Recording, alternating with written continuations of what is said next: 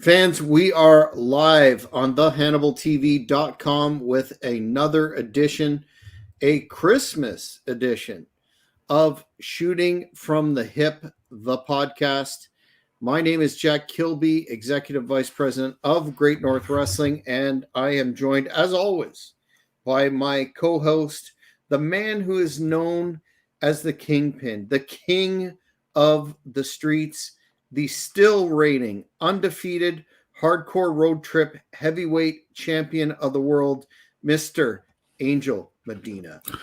Well, I appreciate the monarchy of king of the streets, but I should be laying in the streets because I'm so tired. So maybe that'd be my new title. Merry Christmas to everybody. It's coming. It's a big event. You have any major things going on for you for the holidays? A little romantic evening in the cabins in Saskatchewan, Canada, or something like that. Saskatchewan? Yeah. No. Actually, as per my long-standing family tradition, I will be traveling down to the United States of America and one of my favorite places in the world, and that is Myrtle Beach, South Carolina. I have so many great memories from the holiday season in Myrtle Beach. My dad, who passed in 2019, used to take us down every year. We had a condominium in a small little town called Little River, South Carolina. Mm-hmm. And I remember to this day, and we'll be discussing this in detail, but in terms of Christmas memories, I remember very distinctly being an excited youngster because in Myrtle Beach, we got the Superstation TBS and we got American pay-per-view capability that we didn't have here in Canada for a number of years. And I remember fondly watching the Crockett pay-per-views around this time, the Starrcade, the True Grit, the 88, right, the 87, all of that classic NWA, JCP stuff that I still love to this day. So I have synonymous feelings around Christmas with South Carolina, Myrtle Beach, and looking forward to that. What about you, sir? You're putting in a lot of time and putting in a lot of hours on the job, and you're just recovering from that surgery. What are your plans this season? Well, tomorrow I'm going to the doctor, get some x-rays done on my ankle, get out of this damn boot, which I'm not wearing now, but I have to wear it at work. And today I started yesterday I started skipping rope, see how it feels. Kind of sore, but I'm getting there. And but for the holidays, man, it's just spend time with the family, mostly with my daughter. Mostly just quality time with the families, and not big on the gift thing for me. It's more what my daughter gets out of it and stuff. And that's it, really. Maybe dinner.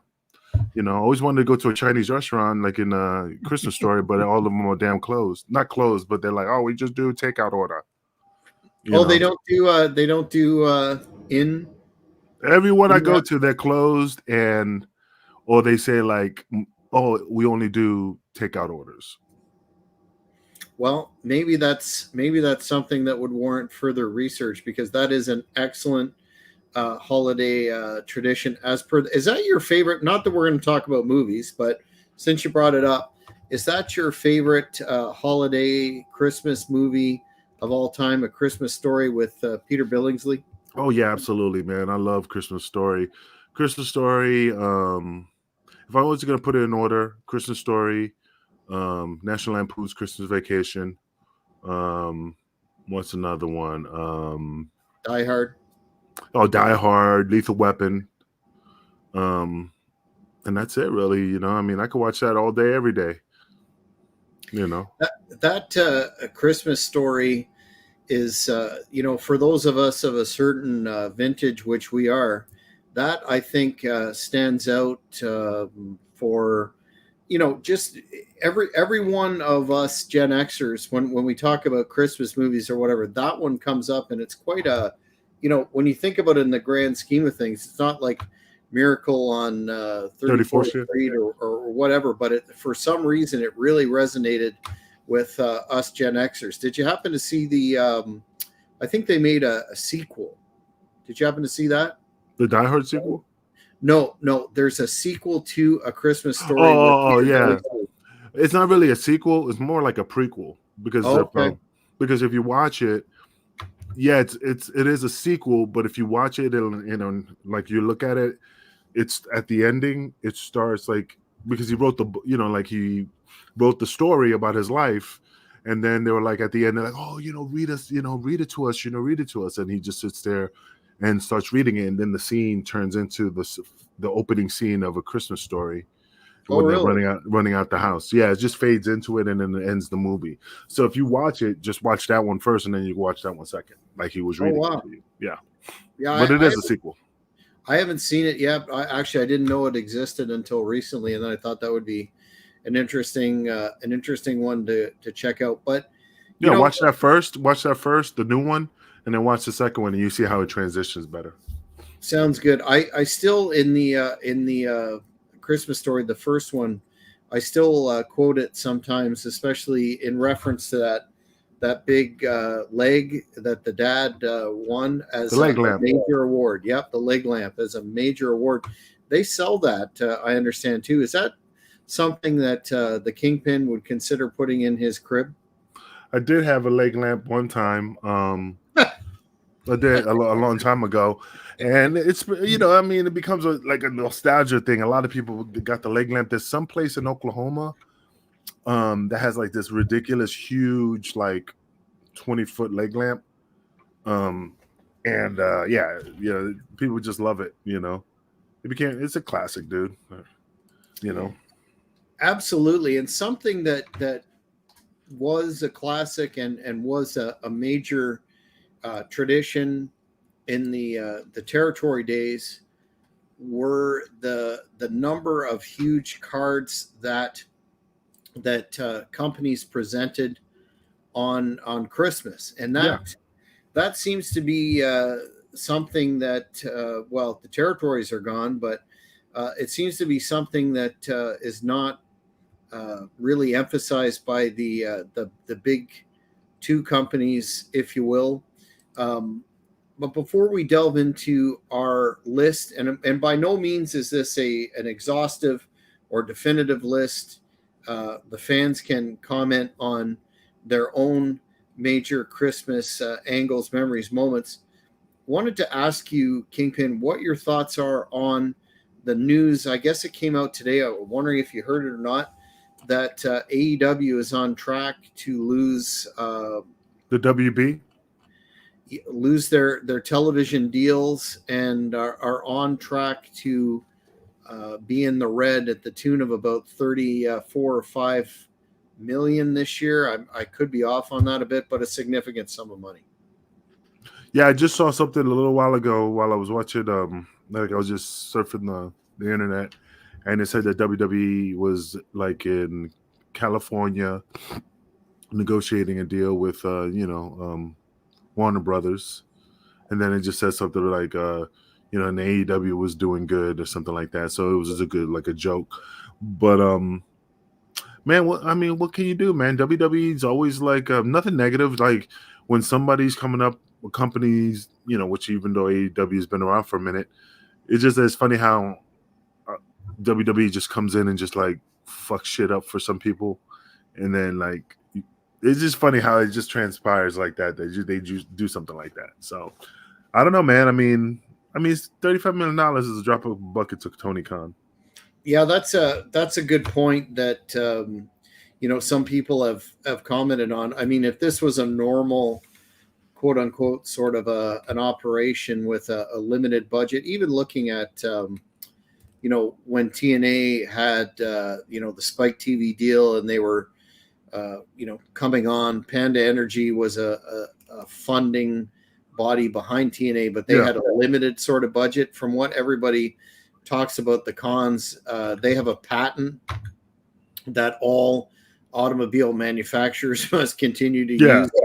So basically the money is not going to be an issue there. So for a normal company, this would be significantly distressing, but perhaps not for the cons. One facet that people are talking about a lot is the fact that Tony Khan needs to get somebody to help him write the shows and book, because apparently he's still doing it all himself with 3 shows. Is it now What are your thoughts on that, on him as a, basically a super fan, a message board guy, taking all that on himself?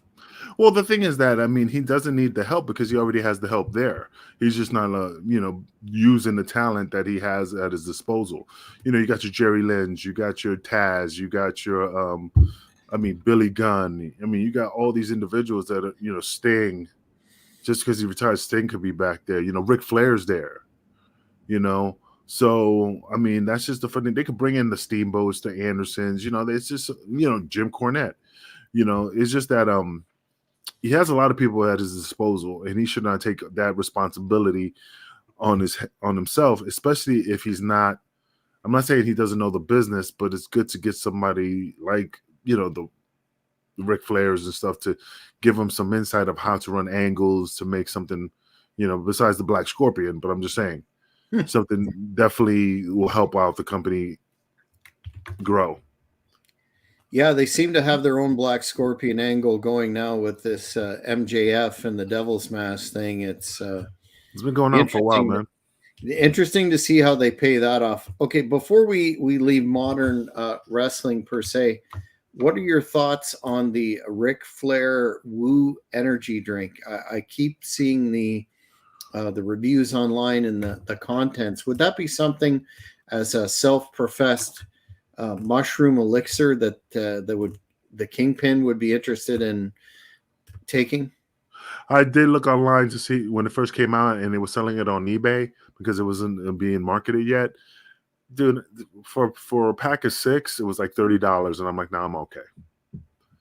I'll pick it up at a store, like one can just to try it out. But I'll be damned if I'm gonna pay $30 for 6 energy drinks of Woo Energy. I'm not saying it's bad. I'm just saying I don't got the $30 to blow, but I think I could spend that money on something more like a steak. Yeah, no kidding. And they say on the label that you shouldn't have more than one of these per day. So that's kind of unprecedented in the energy drink industry. Makes you wonder what's in there. Yeah, but like I said, man, I mean, for $30 a pop, I really don't. I mean, for the 6, but like I said, I would definitely try it if I see it, but I'm not gonna go out of my way to buy it. Maybe if it came with a Rolex and some alligator shoes, possibly it'd be worth it. Fair enough. Well, as I will be in Flair and Horseman country in a few weeks, I'll let you know if I see it. I'll grab one at a reasonable price or two and send one your way to maybe try, and we could review it on the show because I'm quite interested based on the hype that I'm hearing around it, or lack thereof. So since you're going to be in that neck of the woods, maybe you should do like a couple video segments, like a certain nostalgic wrestling area, buildings or certain angles that you saw. I think that would be just awesome, and we could bring it up on the show.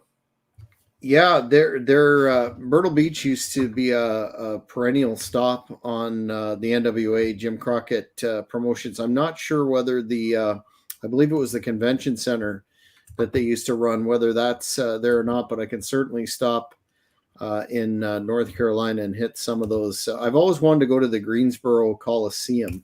I understand it's still there. Yeah, some podcasters actually wandered in there a couple of years ago and did a whole thing, and there were very few remnants. Sorry, here in Kansas, when I wrestled in Missouri, and I wasn't really paying attention. I was wrestling in the fucking building where Ric Flair beat our Harley Race at the Kansas City Memorial, whatever it was. I'm half tired, so I can't remember. But yeah, man, I mean that is a classic, building, and I was like, didn't remember that was the building, but when I looked at the video, I'm like, holy shit, yeah, I was at that building. I was there with history. It's pretty cool, the fact that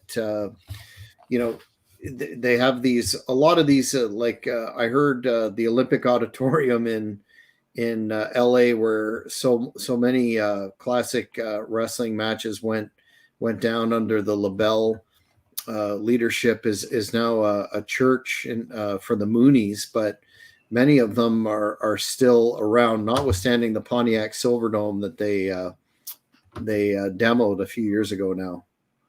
You know, it would be a cool thing they should do.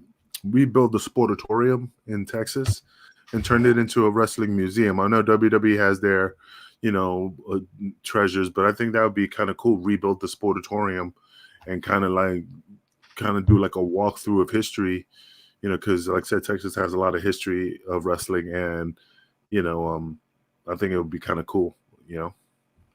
We'll have to see how that Iron Claw movie does when it hits theaters and wide distribution. Are you planning on checking that one out? I was just going to mention it, man. I mean, I heard it was supposed to come on Max as well. I got to take a look when I get off here, but yeah, I want to check it out, see if it's good or not, or not good. The only problem with that situation is a lot of people are going to be like, well, that not, how they try to, like the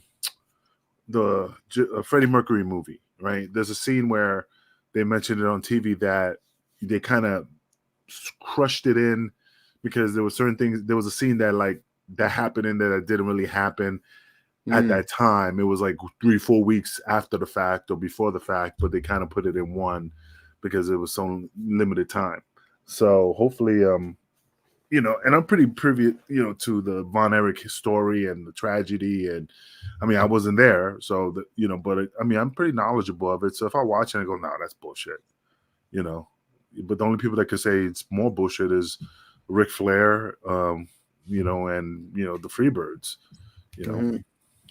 Well, it's kind of an interesting timing that they've decided now to make it when World Class has been out of business for so long, and so many of the family have passed. But I'm definitely going to see it. I'm a little bit skeptical in terms of some of the casting, notwithstanding the skill of that Jeremy Allen White actor from so many good television series, most recently The Bear.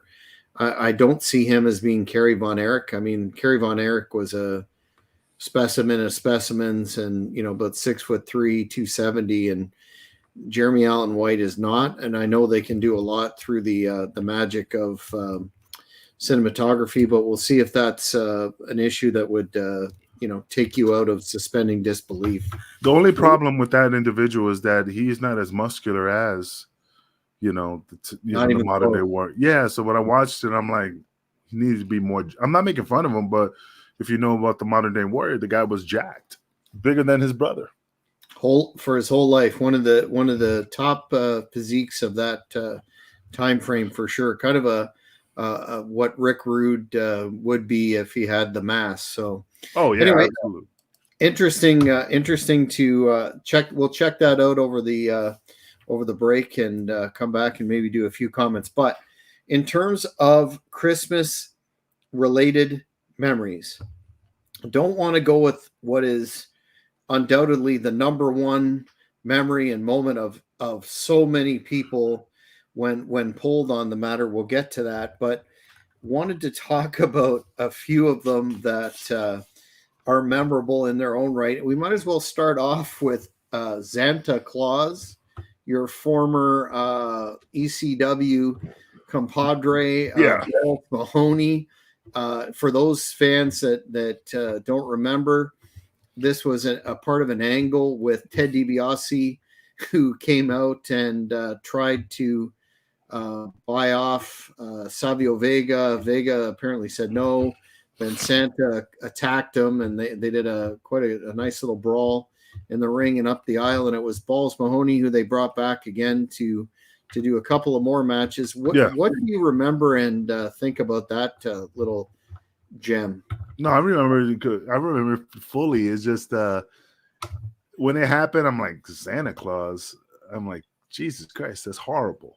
And but I heard that when they did that type of angle, it didn't last long because it kind of put a bad taste in regards to Saint Nick, and they kind of killed the gimmick. I think Balls told me that he got paid. They were very apologetic about that because we used to joke with him like, oh, what the fuck ever happened there with that Santa Claus?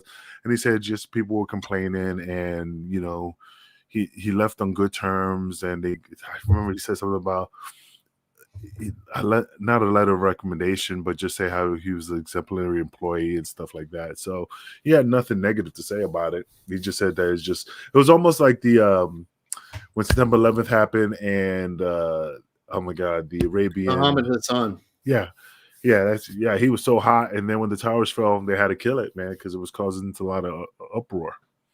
Mm-hmm. You know? After I believe the advertisers threatened to pull out with Hassan after a couple of the angles where he had masked individuals come out, et cetera, et cetera. But in terms of balls, did he let anybody know that he was tapped for this job before he came out on television, the whole deal, or do you remember any of that? That I don't know, because I really don't know, because I only knew the story because we sat down when he was Balls Mahoney and he told us the story, but I don't know if anybody else knew that he was going to be under maybe like Candido and Bill, because they were so tight. I wouldn't be surprised they knew, but as far as I knew, I didn't hear anything. Excuse me. Yeah, I think that was a deal that Cornette put together for him, given his work in Smoky Mountain. But Baby Huey or whatever. I think he was doing the big old Baby Huey gimmick. He was Boo Radley or something like that. He was playing kind of a character along those lines. But yeah, it's interesting that Balls never got another shot in WWF really of any note. What did he ever talk to you about that? Why, after having a good little deal there, he did his job well, blah blah blah. They never looked at him again. No, he never. Like I said, he never brought it up. Like I said, we just had that conversation, and we just brought up the Santa Claus thing, but it was never a topic after that. Mm-hmm. Well, certainly, as we're talking about it here, X number of decades later, it's one that the fans still remember. I want to apologize to the fans. I'm yawning here, so I do apologize. No worries. You're a hardworking man, and it's to be expected that sometimes you just gotta power through, which is what you're known for, right? Powering through the pain, powering through the fatigue. That's why they call you the Kingpin. What about the in terms of a deep cut? The United States Wrestling Association in the 90s had a character called the Christmas Creature, which was kind of a character. If you've seen it on YouTube or whatever, he was kind of a candy cane Christmas tree wrapped outfit, blah blah blah. And he'd come in and he'd punish certain wrestlers, and it was Kane underneath all that. Are you familiar with that little angle? I heard about it, but I just never saw it firsthand. But I did hear about it, and I kind of popped for it. I'm surprised nobody came out as Krampus. Well, if you listen to Cornette's podcast, he talks about this still as being a rather dubious idea that he put it in the category of many of the other character style wrestlers that Memphis did over the years, including the horror movie characters and whatnot. The next one I wanted to ask you, I missed this entirely, and when I saw it during the research, I was kind of interested. Uh-huh. But in 1985, Roddy Piper did a takeoff on A Christmas Carol and was playing an Ebenezer Scrooge type character, and he was visited by spirits. And in Roddy Piper fashion, he never learned anything from the whole ordeal, and that aired on Tuesday Night Titans. Did you happen to see that at all? I did see a little bit of it. Like I said, it was such a long time ago, but it was kind of good. I didn't think it was that bad. I mean, it's so hard to remember because it's been so long. But I remember I kind of popped for it a little bit. Yeah, it certainly wasn't out of Piper's wheelhouse in terms of that sort of unrepentant character. I will always think of him as one of the better wrestlers to segue into acting, and I know that that carries a large swath with it. But did you? I'm sure you've seen by now, which is becoming a more popular film by the month, it seems, given our current environment. Did you see him in They Live? Yeah, I seen him in They Live. I even seen him before that when he wrestled. It was, man, look at that tear. I'm like too young in here. It's okay. It'll be all right, Kingpin.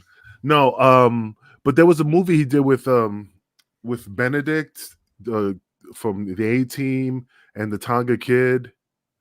Are you thinking about that series with Jesse Ventura when he was tag team? That short-lived thing? Yeah, it was a short. It was not a series. It was just a movie, and shit, it was Tonga Kid, Roddy Piper as a tag team, and Benedict as the manager. And that was, I mean, that was when my Piper was younger, and it was pretty good, you know. Wasn't Jesse Ventura in that one too, or am I thinking of something completely different? I'm trying to remember. I don't know. I can't remember if The only movie I can remember of him before They Live is Hell Comes to Frogtown. Wasn't that the when he played the priest? Jeez, I'm gapping. I should do better research, I guess. No, you're doing great, man. I'm doing, you know, like I said, so many things out there that we're just trying to remember, you know, off the cuff. The only tag team one I remember was called Tag Team, and it was going to be on ABC, and it had Ventura. It was him and Ventura in it, unless I'm completely mistaken. No, I'll find it. I find it. It's just I'm just trying to remember. You know, if any of the fans are watching that know what we're talking about here, please jump in. But he was, I think, a very underrated actor, and you know, for the period of time, what a great action / sci-fi film They Live was. And that movie was called Body Slams, and that came out in September 10th, 1986. Right now, you can see it on Tubi for free. And yes, how did I miss that one? Yeah, for sure. And it's on Amazon Prime.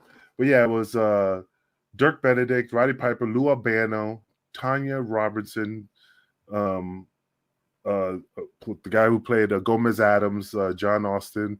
And it was just, no, there's no Jesse Ventura wasn't in it.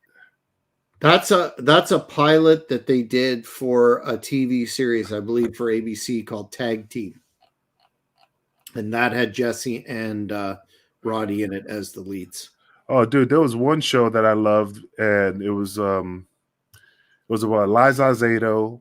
I knew you were going to say that. Learning the ropes, man. Yep. He was playing the mask, and he was the teacher. And they had Ric Flair, they had Ronnie Garv, and the Road Warriors. Yeah, that was my favorite show. That ran one season, and it was a Canadian production. It was by CTV up here, and what a cult classic. Lila Zato was a great actor in his. He could have been a great wrestler. You know, I mean, the size, his look. He could have transitioned into pro wrestling very, very easily because he just had that, not bad temper, but he was known for that bad temper. But yeah, learning the ropes, I loved it. I loved that. I always caught it, you know. I wonder if it's on YouTube. I haven't looked it up in a long time, but that would be interesting to the actual show itself on YouTube. Yeah, episodes of the show. Probably. I mean, yeah, I'll probably look it up. But yeah, I mean, back to the Christmas stuff. We're like trailing off here, you know. Well, back to the Christmas stuff. The other thing that the other issue that jumps out a lot is a Merry Primetime Christmas. That was on the Primetime Wrestling on the USA Network, and it was a full episode with Heenan and Monsoon, with matches in between. But people remember Bobby the Brain as Santa, and still talk about it to this day. It is on YouTube. I saw that or looked it up recently. Did you remember Primetime Wrestling with Heenan and Monsoon? Did you Oh watch that? yeah, I watched it all the time. It was freaking funny as hell. Yeah, You yeah, yeah. know, I think the last thing I remember was they were doing some type of a beauty pageant with some fat chicks. The Rossetti sisters. Yeah, I remember Yeah, that. That was pretty yeah, funny. yeah, yeah. What a brilliant duo. I do remember this episode and Heenan being Santa Claus. Man, they don't make him like that anymore. That was comedy gold. And I read that they had such a strong friendship that they would just riff off each other during these tapings and didn't really have any sort of a run sheet or anything. Oh, absolutely, man. Sometimes when you with somebody and you know them, like me and DeVito, you know, we just banter off each other. You know, like right now he's inducted like male of the year, and I was just like, I just posted it a little while ago. Are you shitting me? Are you serious? You know, and he just like, well, you know, and we just threw out the joke like, well, I see somebody's hating, you know, but we just, well, you know, we just jump off each other. He's like in the Hall of Fame. He's, you know, for the most shortest wrestler, and also and man of the year for this. I was like, what, What's the motherfucker? Man of the Year organization? He is doing it for I'll tell you right now. Yeah, he just posted it a little while ago. Where is it? Yeah, right here. It is for the ALW Atomic Legacy Wrestling Male Star of the Year. ALW 2023 Year End Award, ladies and gentlemen. ALW, whatever. So that's in the 2023 Male Star of the Year is Tony DeVito. Some people, yeah, just breaking it down that he, you know, and I'm like, man, they must have been desperate. You know, they couldn't figure somebody else out. You know. Well, next year you will be on the ballot when you make your tremendous return. Oh man, that shit don't put no money in my pocket. So I mean, if it happens, it happens. But you know, I'm happy for DeVito. I just don't want to tell him in his face because then he'll get. You're not going to put him over. Oh no, What I'm not about gonna put over. what about Kurt Angle versus Santa Claus at Armageddon 2004? Do you remember that? Oh hell yeah, Angle? Yeah, yeah, yeah. yeah. Taz was involved. Oh yeah, that I remember. Yeah, that was awesome. I liked it. It was pretty entertaining. You know, Kurt Angle makes everything entertaining, man. You know.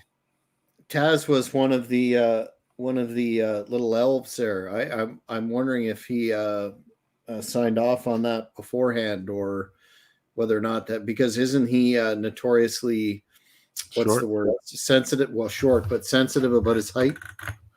I heard stories about that he's sensitive about his height, but I mean, I never came across it. You know, I never noticed it. But probably because I always looked over him, so I didn't really see, you know, that's a. But I mean, yeah, he was short, but you know, that's something that he had to overcome, especially in this business where, you know, if you're too short, then you know, possibly you making it will not work. You know, I mean, Homicide's short.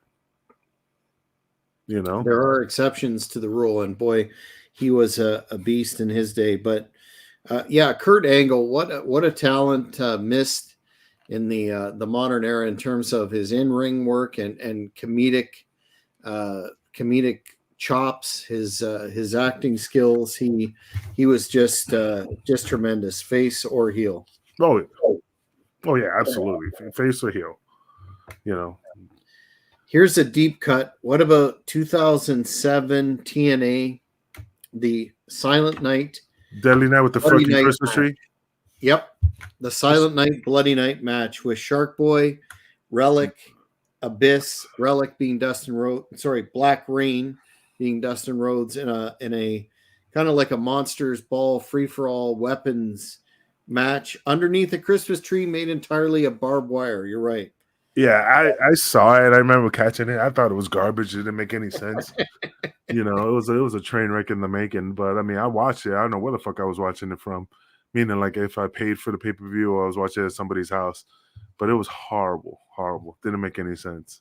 You know. Yeah, it kind of ranks up there in along with the King of the Mountain in terms of nonsensical TNA matches in history. And I'm not a TNA hater. In fact, I love classic TNA. The Monsters Ball was a thing of beauty, but that one is certainly a kind of a low light, so to speak. Well, Wonder yeah, I why mean, they didn't do it again. yeah, but TNA, I mean, like I said, they have, I mean, it's been around forever. They have some awesome matches. So, I mean, there's nothing negative about it. You know, I can't shit on them forever. You know, they do have their moments. No, absolutely, and I think during that period that they were on Spike TV, etc., they had a hell of a good product. It's too bad that things went down the way that they did, and they kind of petered out. But now there's still a Canadian owned promotion of sorts. I haven't watched them in years. Have you? Have you kept up with any of their product? No. Eh? They keep flip flopping back and forth from Impact to TNA to, you know, just I don't, like I said, I don't really watch wrestling as I used to, but I mean, you know, I just catch it whenever I catch it or whatever sparks my interest. But I never even I never even catch the show till its entirety. Mm-hmm, mm-hmm. I'll watch a few clips, and that's about it. The number one undisputed, though, Christmas related wrestling moment, angle, etc., not event, but the latter.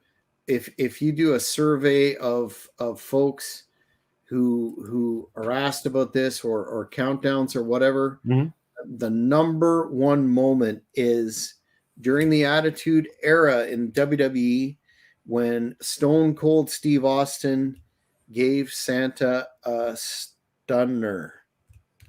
Do you recall that? Do you recall that? Yeah, but it gets kind of confusing because I remember when Goldust came out of it in a diaper and he got stunned too. You know, so I don't know if that was the same time frame. So, but I remember it. It was pretty funny. Like I said, I mean, sometimes some angles that you do, you know, it's not too childish and not too corny. I mean, it was pretty entertaining. And then when he stunned Santa Claus, people pop. So I think it was one of those number one things that you could always remember. Like that, it was freaking funny. You know? Yeah, and it was thinking back at the time, it was, you know, kind of at a moment where something like that was still had shock value for the audience because it was, you know, fairly early on in the Attitude Era when, you know, all the stuff that would transpire thereafter hadn't. So it was shocking and entertaining at the time. I know I still remember it well, and so do absolutely everybody else, it seems. Have you ever been in the ring yourself with Santa Claus, an elf, or any such character? Nah, I never been in any type of I'm trying to just recollect, but no, I never been in any type of matches that included any Santa or elves or anything like that. Like I said, the only thing I only recall that I ever was involved in was Massacre on 34th Street. That's the only Christmas related thing I remember.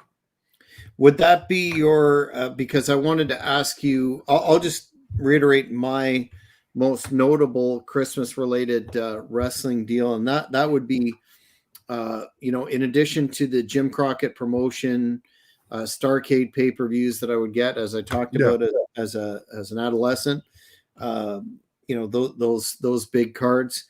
I think the title match between Ric Flair and Kerry Von Erich in World Class, where Michael Hayes was the you know, the special referee, and Gordy slammed. I think Gordy slamming the cage on Kerry's head remains one of those unforgettable, most defining moments of biggest moments in 80s wrestling. And World Class were one of those promotions that would run huge shows at Christmas. So just that particular angle that kicked off the whole Freebird Von Erich feud and did, you know, huge business for a number of years. I think that sticks out in my mind a lot. I remember that. I remember that. You know, to that day. I mean, the fans were just crazy. They couldn't get out the fucking the cage because people wanted to kill them. That's what Yep. they did. So I mean, it was classic. The Freebirds did a great angle, especially like you said, the way Gordy slammed that cage door looked like definitely hit him hard. But of course, he was able to block it, and it was just tremendous. You never, just getting off topic a bit, but you never worked with, you weren't in ECW when Gordy did his cameos in there, right? No, I never met Gordy. Just before I got there. Mm-hmm. Jesus Christ! I just see a picture of Perry Saturn, fat. He should be coming down the chimney real soon. And he got a bunch of fucking pills on his coffee table with some crackers and a dude. He's had a tough life. He's a hero. He's a hero. Him. I can't stand that motherfucker. Fuck him. You know why I can't? You know why I can't stand him? Not because like disrespectfully, because he's been in the business. Is when I first got to ECW, I was getting ready for a match, and I was doing some referee angle for that Paul wanted me to do, and I was just getting ready, and he was sitting next to Axel, and he was just talking shit about me. Don't know me, never said, never talked to me. I always said hi when I came in, but like I said, he is, like believed his own hype. And that's why you always got to live that philosophy, man. The same people you meet on the way up is the same people you're going to meet on the way down. And now that his whole life, and the guy made his money, you can't say like, oh, but he made his money and he blew it. I'm surprised. I mean, I'm just surprised this guy's still breathing. I mean, because of all the drugs and all the things he's done. He got shot for stopping somebody getting raped and stuff. I mean, I commend him for that, but it has some mental issues. Fuck him. Well, yeah, and I mean, if you look at, we're talking off air about the incident with Mad Dog Mike Bell. Oh yeah, and that unprofessional incident where he threw him out of the ring like that on his head and brutalized him. I understand, even though at the time it was kind of painted as a one-off. Yeah. If you talk to other wrestlers which I have, over on Cheap Heat Productions wrestling podcast, they will tell you this was not an isolated sort of occurrence with Saturn, and he was often rough and unprofessional for whatever reason. Oh yeah, if I would have met him today, man. The funny thing is the way he did Mike Bell. I mean, like right now, all these years later, I know he doesn't get in the ring, but let's say he got in the ring with somebody and just give him a sheet. Like beat his ass for that reason, because it comes back in full circle. Well, he certainly was an enigmatic character that he did have a good career, but holy cow, is he understand at one point in time he was homeless, and look at how he looks now. When he was he gassed to the gills around 99, 2000 or what? Oh yeah, man. He was gassed to the gills. He was living under a bridge like a troll, collecting coins. Pay the toll to the troll. Like I said, I have no sympathy, for the guy, because like I said, he made his money. He could have done something positive, to keep his money working for him, but he blew it. And that's the thing about some of these stars that think that money's gonna keep coming like a conveyor belt. You got to invest your money and make sure that your money's right when you retire. Yeah, and then they have no actual shoot job to fall back on or anything. It's kind of sad. So he was just talking trash about you or big leaguing you? He's just talking trash about me, man. He was one of those guys that just believed. Like I said, if it wasn't like Axel or somebody, RVD, but when it was always the new guys coming in, he always talks shit. I would have loved to wrestle him. I will beat the brakes off him. I would have definitely got my revenge. And that's the thing. I mean, I'm not bitter, but I'm just saying, like, just to get back in the ring with him, just to give him a little taste, like in the Goodfellas, just a little taste, and that's it, man. Well, it seems like karma, even though that's the improper use of the term, has caught up with him. What would be your most memorable Christmas wrestling related moment, like you were talking about your own experience or any other? The Massacre? Yeah, I think the Massacre. I think that's the one that's that sticks in my head because it was different. It was not really a Christmas theme. You know, it was, but it wasn't. So you didn't see nobody come to the ring in a sleigh. It was just more of like, oh, you know, Massacre on 34th Street because of the Miracle on 34th Street. It was during, you know, it's December. So kind of, you can still have a wrestling show, but not have like wrestling gimmicks. You know what I'm saying? Yeah. Well, it's certainly something that a phenomenon, if you will, that you know has lost a lot of the luster, and there I don't know. There's many reasons for that, but maybe it's just a different market, and families don't want to go out and you know attend a show on Christmas Day or whatnot, Christmas night. But they did it during the Sportatorium era. Yeah. Yeah. You know, day after Thanksgiving and the day after Christmas, they had like shows. Yeah. You know, maybe times have changed, but there's certainly a number of, you know, great, and we just scratched the surface here, a number of great memories and events that we can check out. Now, before we wrap it up, I just wanted to get your impressions of the major stories of the business in this year. Out of all of them, what jumps out to you as the most noteworthy?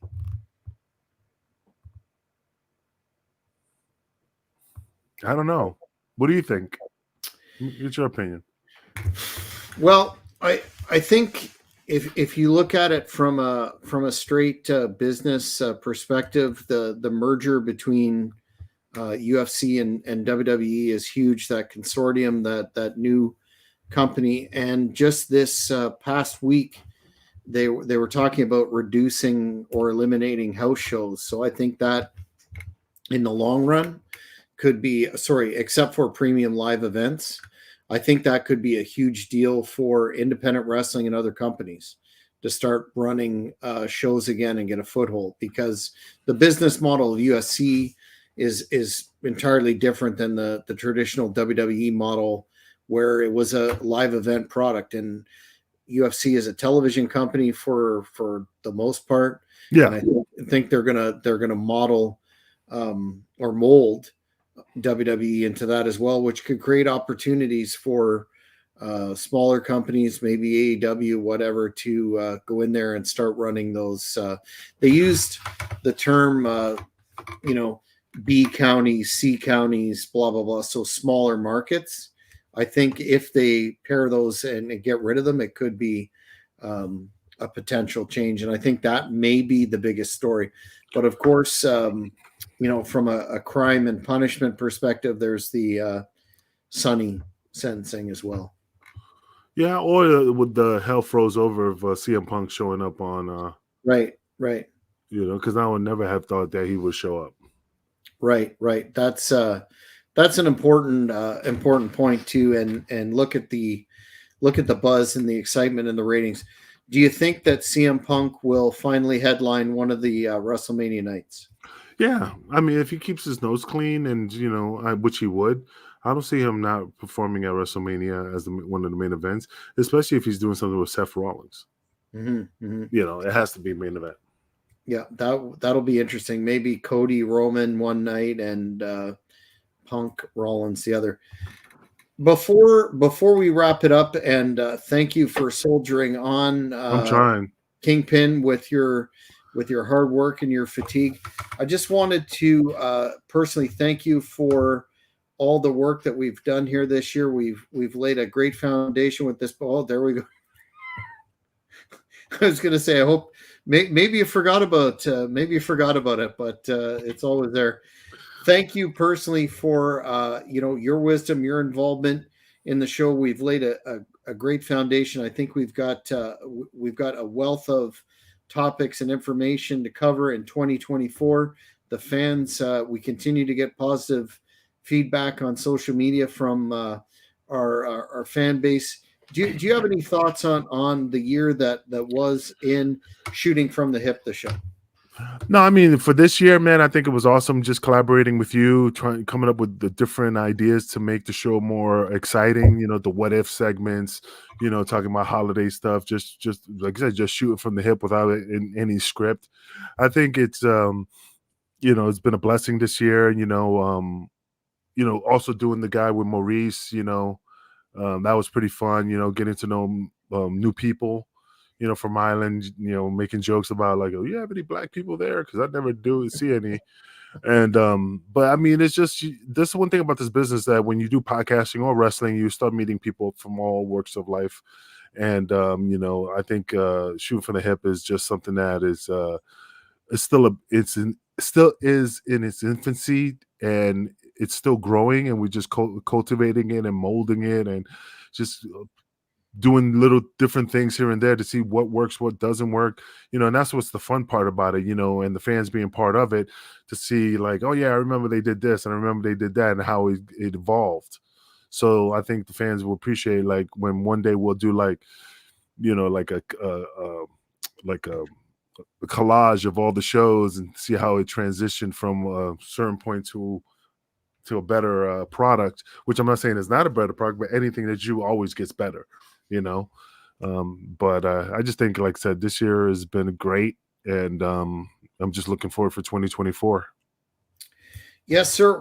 We're going to do a New Year show coming up in early January. I think we're going to hit that what if well again.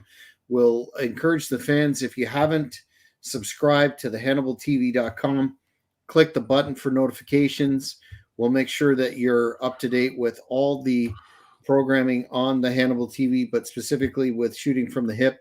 And I think we're only going to top things in 2024, including hopefully some live Shooting from the Hip shows from the CAC convention in Las Vegas.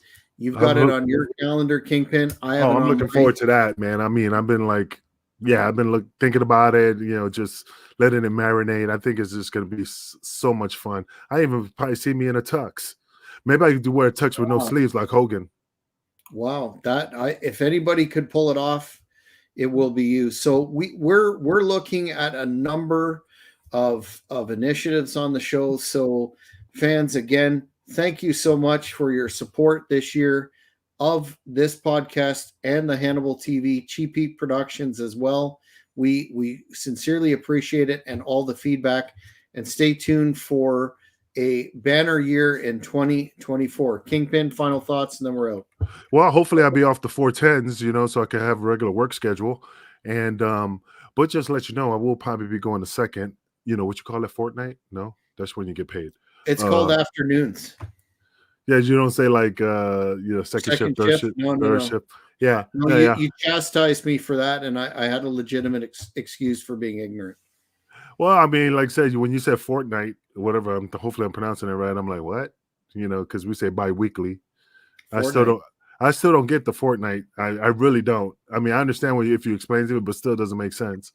But like I said, but it's probably the same thing like bi-weekly. What is bi-weekly? Is like some transgender payday. Potato, but you'll be back to a schedule involving afternoon shifts. Yeah. So we'll probably just do like the weekends, because again, I'll be working from 3:30 to midnight, so that's not gonna help. So one last question here from Maurice, my partner on the Cheap Heat Productions podcast. He's saying, is Sunny Hoe of the Year Kingpin? Oh yeah, definitely. She's the hoe of the year. She's gonna be washing people's drawers when she'd be in the prison. She's gonna be like, especially being a celebrity, and now being the diva she was. Now that she's probably gonna get her ass kicked. She's gonna probably be somebody's bitch in there and stuff, and take a commissary, and washing people's underwear in the sink. I mean, I'm. You know what we should do? We should write to her. Nothing bad. You mentioned that before. Maybe get her on a phone interview or something. I don't know how that works in prison, but they do it. Yeah, we could do that. Why don't you send her a note? Send her a nice Christmas card and see what happens from there. After I called her a piece of shit, and then hey, this is the Kingpin, you know, blah blah blah. Hopefully she don't got. But you can say what all the people in the wrestling business say. You could say, "Look, I was working. I'm trying to start an angle here." That's true. Well, hey, let's just figure it out, man. Let's see if let's just throw that coin in the well and see if it makes brings something up. So maybe 2024 will be a year. We'd be the first people to interview Sonny. Well, if there's any way impossible that we can continue to do new and exciting things on this channel, we will. But folks, Kingpin has to hit the hay because he's a working man, has to get up early, and he's going to go at it again. Myself, I'm going to continue to engage in Great North Wrestling business into the wee hours. So I want to thank you again for all your patronage watching the show this year. We'll see you in 2024. Thank you for watching the Hannibal TV.